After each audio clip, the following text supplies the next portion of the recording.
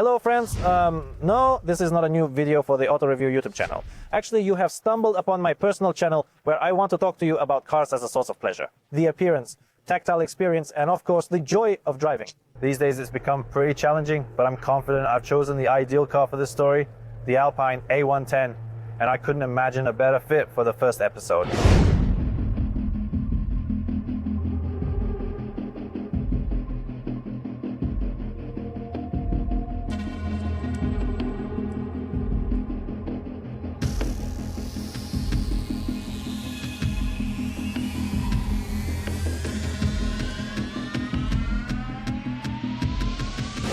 You may not find it intriguing at first glance, a 1.8-liter turbo engine that generates only 250 horsepower. Surprisingly, it costs 60,000 euros, the same as a Porsche Cayman. But friends, this little blue soapbox weighs only 1,080 kilograms or 2380 pounds. An unprecedented story nowadays. The main emphasis of this car lies in its driving with all-around double wishbone suspension captivating its entire concept. As for the design, well, that's up to each person to decide for themselves. And regarding practicality, it's not so bad. There's a front trunk and a rear trunk, but I don't even want to open them, friends. I want to get behind the wheel and they're inside to talk to you about what this car is all about.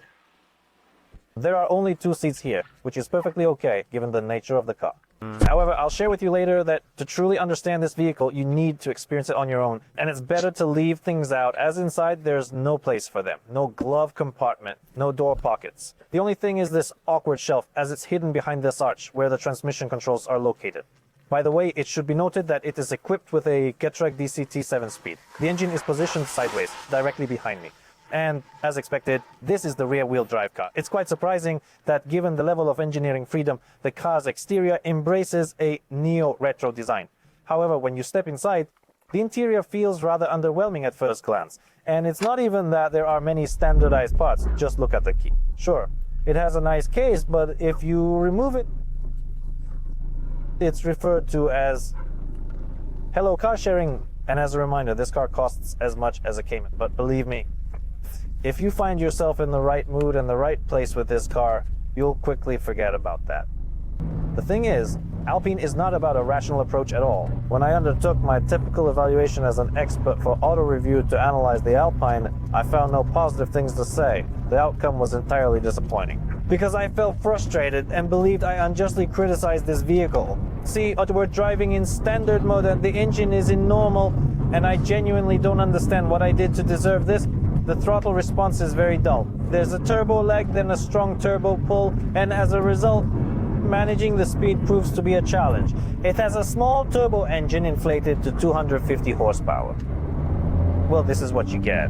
The suspension does not function in any way in these modes. It is solely an extremely rigid suspension that is incapable of absorbing any bumps. You bounce, you're jumping in this little blue soap dish, and you drive and wonder, why do I need this?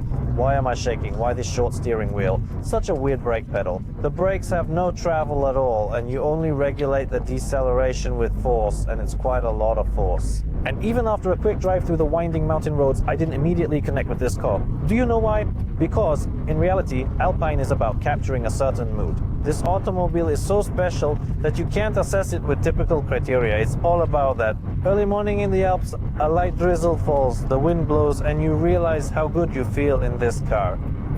First engage sport mode and then press and hold that button as you transition into the track position mode. You take control of the 7-speed DCT and you are simply stunned that in the 21st century someone can create such a vehicle. How is this even possible? Initially you're taken aback by the responses because there are no cars on the market with such a low weight, I believe. You're amazed at how the car effortlessly and swiftly changes direction from left to right in such a convenient manner. After stepping out of any modern fast car, you feel like if you've kicked off a pair of formal shoes and slipped into a comfortable lightweight pair of running sneakers. The fantastic ease during shifts. Yes, I do miss some reactive feedback on the steering wheel. It's a bit too light. At first I struggled with this too. I couldn't get accustomed, couldn't connect with it. But honestly, once you start to adapt a little to the Alpine, something begins to change. You begin to live with it in complete harmony and embrace it wholly. The automobile feels like a part of you. That's what the Alpine is really about. It's not by chance that the center of gravity is right where your rear is, because blending with the car like that is something few modern cars can manage, and actually can any of new cars do it. But it's not just about subjective emotions, it's chassis. The car is tuned, quite interestingly. For a mid-engine car, especially considering its lightweight nature, the Alpine has impressively clear handling. Certainly, when entering a turn with speed, the front wheels may momentarily slide. However, as the grip level is established, the vehicle will transition into a controlled drift, which is very easy to counter. In deep slides, perhaps the Cayman or Boxster are more manageable.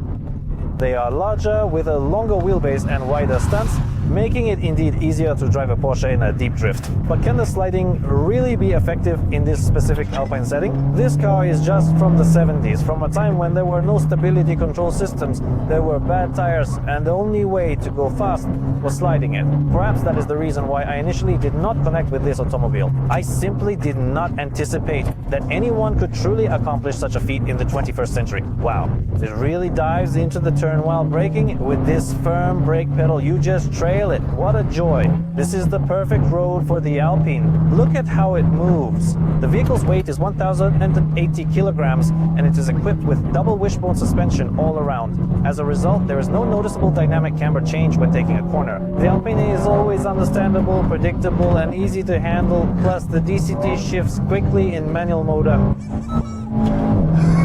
I love you, Alpine A110. Even if you're priced like a Cayman, you are genuinely worth that money. The grip is great. It has narrow 205 tires in the front for fantastic handling, while the rear boasts broader 235s to enhance stability. It's great when you start going really fast. The suspension opens up, however, it still remains sensitive to abrupt bumps. Even if they show up in a turn, it starts to hop. And it's preferable if bumps don't catch you while you're braking, because then the ABS kicks in and significant problems may arise. You know, I'm curious how with such a strong emphasis on engineering, such a final ultimate construction, with such a concentration on a vehicle solely designed for car enthusiasts, such an awful dashboard was created. I find no issue with it being digital. I understand the importance of cost saving, and it's understandable that no one can afford accurate gauges, but why is the graphics so bad? There are 3 illustrated gauges here, and they are all totally non-functional. In track mode, the tachometer strip is crucial. However, as it is completely unreadable, you have to rely on your ears to find out when it's time to switch to the next gear in the Getrag DCT transmission. The seating position is rather odd with the steering wheel. You can adjust the seat to be more upright, but then your thighs will dangle and you need to adapt. Guess what? Can you believe this seating arrangement actually brings to mind those Formula cars from the 1960s? They used to sit differently back then, not like now, reclining with thighs sticking up and knees bending at strange angles. No, they sat like this, slightly reclined. But that doesn't take away from your ability to feel the car and fully understand what's happening on the road. You know, the Alpine reminds me of a refreshing breeze of a mountain. It's all about the pure sensation. It's not surprising I didn't get its essence right away, and spent a long time analyzing these details, criticizing the throttle response, and lamenting the lack of reactive action. Forget about it, friends. We should simply celebrate that we have the ultimate driver's car, one that delivers an incredible experience with just 250 horsepower squeezed from a tiny 1.8-liter motor. But Alpine costs as much as a Porsche, so what are you thinking? Of course, you should go for the Cayman. For 60,000 euros, you can get not just a standard Cayman, but the T version with 300 horsepower. It is also designed to provide the utmost driving satisfaction, being lighter than the base version. But ask me what I would pick, Alpine or Cayman, even remembering how wonderful it was to drive the Cayman GTS in Sardinia. What a joy it was. I would choose Alpine, because there's more life behind the wheel here in Alpine. There's no such refined tuning as in a Porsche. This car feels alive. It has its own wants as well. With this car, I also find faith in modern car manufacturing. They can do it when they really want, a lightweight. This is the key to a good car. We don't need a lot of horsepower. What's the purpose to have it on these roads? Moreover, it comes with added weight, which is already an inconvenience. To be honest, it's difficult to move to other cars once you've experienced the Alpine. Even my cherished BMW, despite its allure, seems like a burdensome big cow. Meanwhile, all you can do is exhibit style while drifting, dashing through hairpin turns. But the way the Alpine alters direction is something absolutely unique. Even a Porsche can't do that. However, there is no need to feel upset as I have another car possibly of interest to you. Rest assured, this alternative option may captivate your attention, and I sincerely hope that this one will not only meet but surpass my high expectations. So, Alpine, thanks for being vibrant.